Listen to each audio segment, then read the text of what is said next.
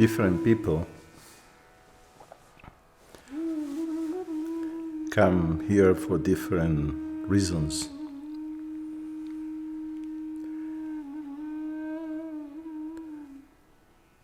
But many come for peace of mind.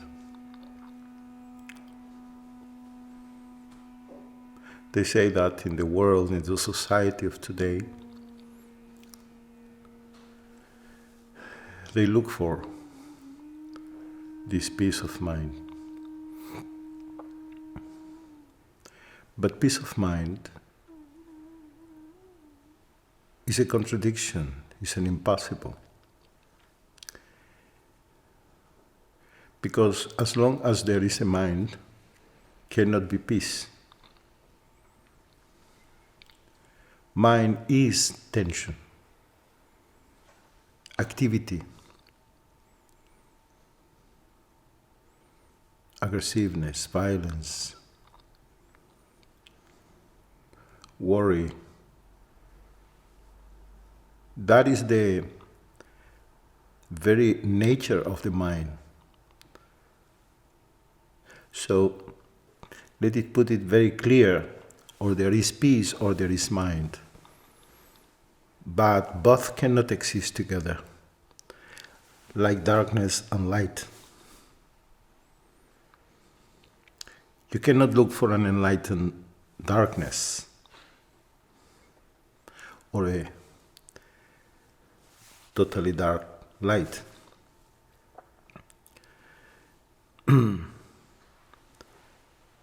Many of us have the impression that the mind, the senses, are means, tools to perceive reality.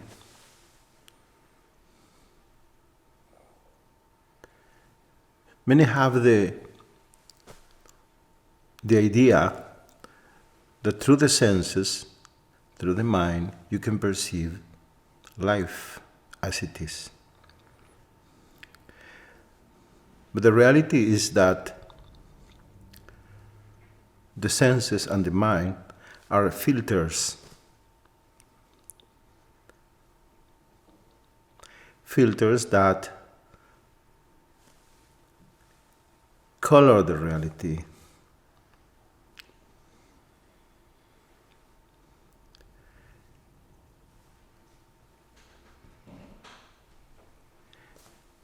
An angry mind will see the world in a certain way. A communist mind will see a totally different world.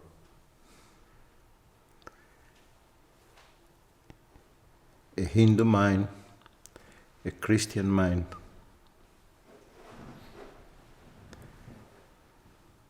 We look at the world and we see a totally different world. A Jewish mind, a Muslim mind, a spiritual mind, a New Age mind will see the world in a different way. So in this world, there is not only one world, there are thousands and thousands and thousands of different worlds. A philatelic mind will see the world in a different way.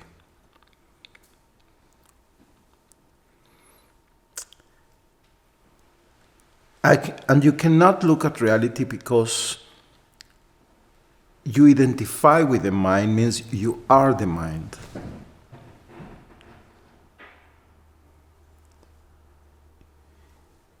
It's not that you have a mind, but you are a mind. You are situated as a mind.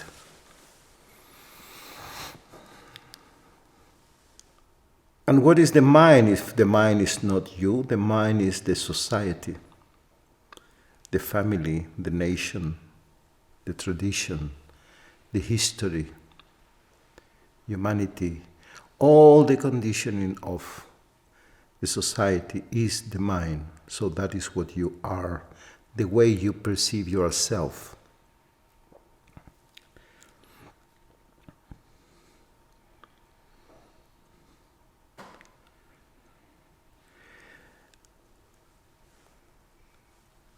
And as a mind, you want enlightenment. You want to perceive the truth, to experience reality.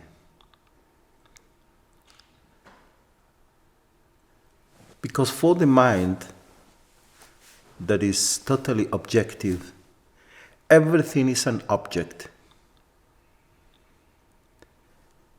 Every tree, every bird, every person, everything is an object. And you, as a mind, see yourself as the subject.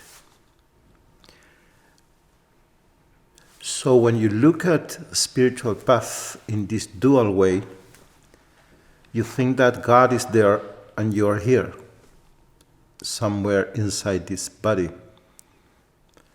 And enlightenment or reality is something that you should or you can perceive, achieve, reach, meditate, practice years and years. And one day you think you will wake up and you will succeed to achieve this thing, this experience, this something that will be added to you as enlightenment. If you are a Christian mind, you will be connected to the Holy Spirit.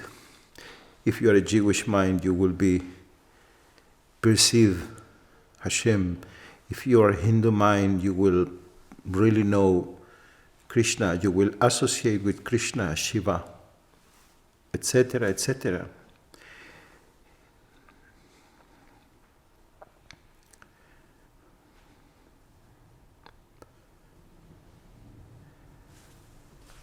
But this is from a perspective where you perceive yourself and the world and life through this mind senses, through this body, through this instrument, through this tool. In you, life is perceived in a dual way of subject and object, but that is not the reality. That is a way you perceive things as a mind.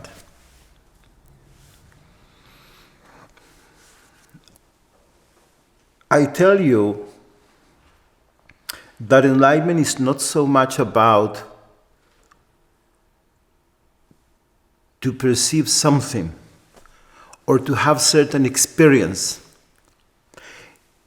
In other words, enlightenment is not so much about the other. It's not about something that should happen to you. It's more related about you. It's not related to some experience or phenomenon in the meditation, lights, energies. That is totally irrelevant. It's related to the meditator.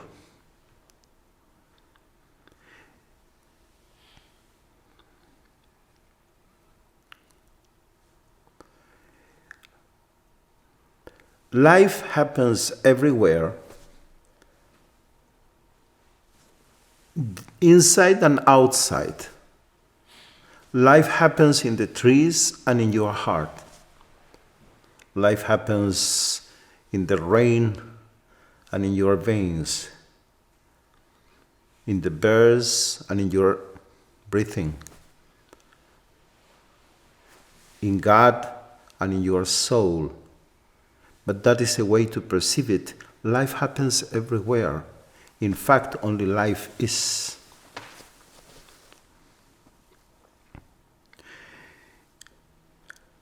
And I say it's more related to you than to the other. Enlightenment is more related to you than to some energy or experience or light.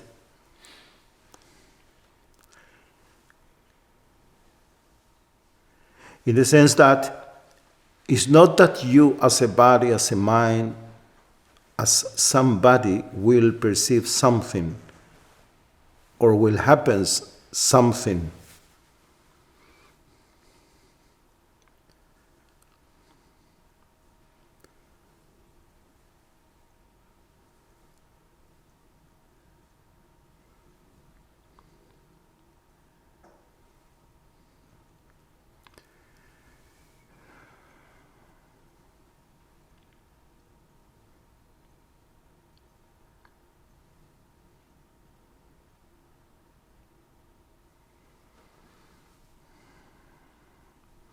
Is more related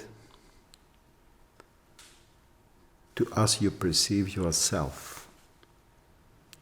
As long as you perceive yourself as a mind, will be thoughts, ideas, they will be very important. You as an idea will pursue a God as an idea, and light as a concept, and truth as a concept, because you move in a world of ideas. But if you try to move a little deeper, and that is the bhakti, to try to move from the head to the heart, to be in the emotions, in the feelings. Why? Because when you are a heart, when you are not anymore a mind and you are a heart, the relevant are the emotions, the feelings, and there are no thoughts, no ideas. No ideas. You are a heart. You are not anymore a head. If you remember Nietzsche, that somebody is a big here, somebody is a big... People are a head. Even when they meditate, they expect that everything will happen in the head. So they will experience something. Nobody meditate and think the enlightenment will happen in the leg. The leg will be enlightened. That looks. Nobody meditate and think my enlightenment happens in my arm. My arm. But everybody expects that something will happen in his head. He will see something, he will hear something. You meditate not with all your body, you meditate with the head. Because we are minds, thinking. But at least if you can move one step inside and to be in the heart, then you want the love happens, a feeling, a deep emotion, for Krishna, for Allah. But that is not the end, but at least there is no thoughts, no ideas, only emotion.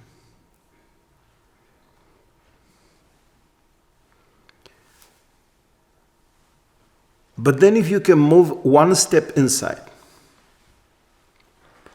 and you can watch, how you can move? Watching.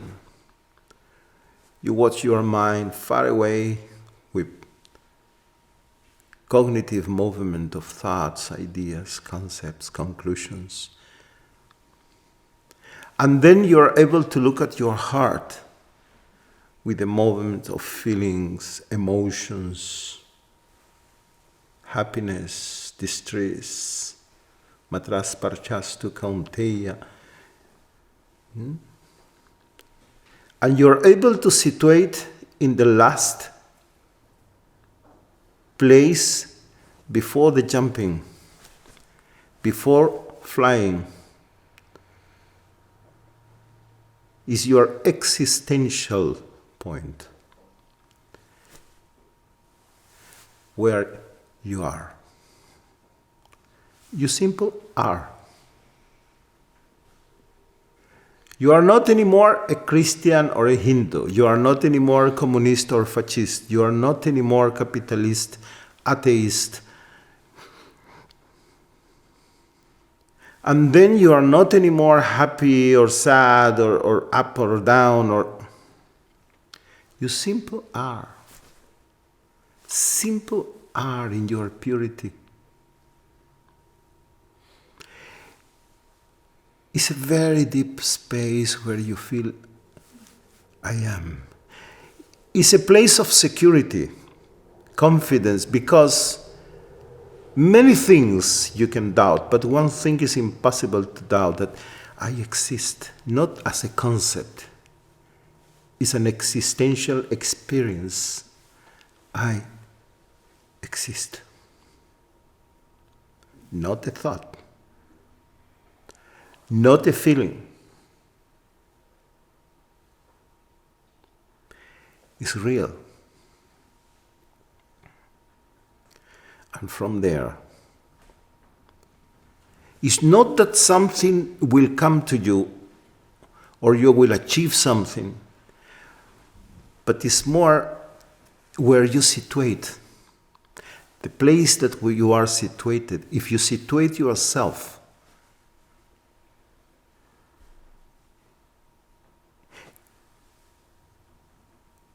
in the peak of your existence,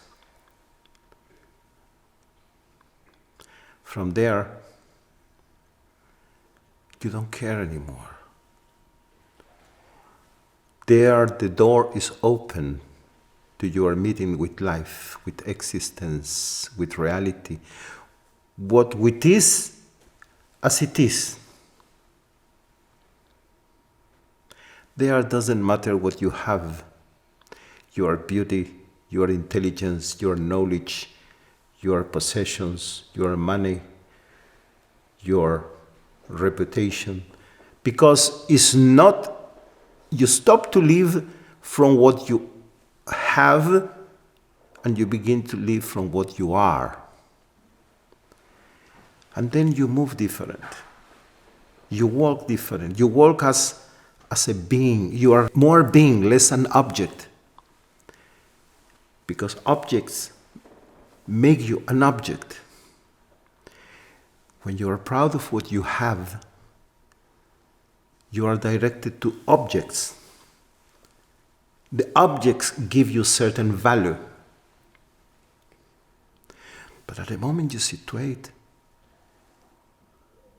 in what you are, when you live life from your existential center,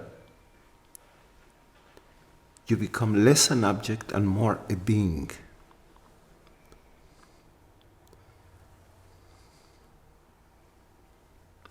And then you contact life, existence, and you're so alive. So alive. So remember, enlightenment is not about something you will achieve or happens to you. It's more related with you, where you are situated.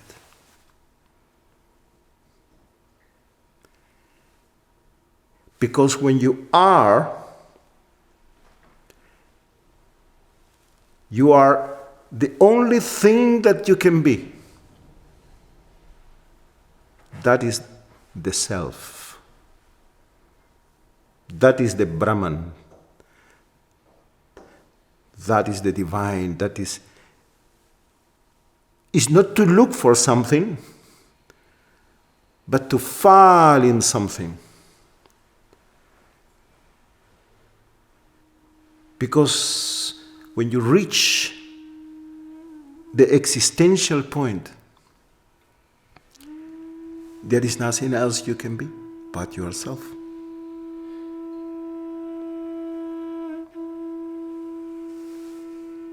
Then you meet life. You have a meeting with yourself.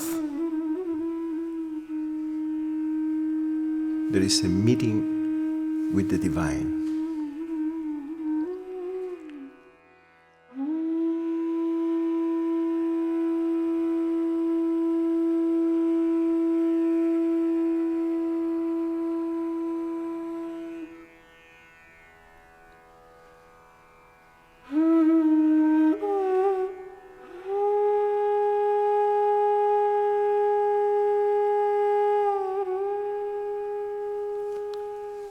And then you meet peace, silence, but not peace and silence as an idea. Not the peace concept that can be disturbed by the phone. Not the silence idea that can be disturbed by any noise. But peace that is a presence, silence that is a melody, the divine melody of existence.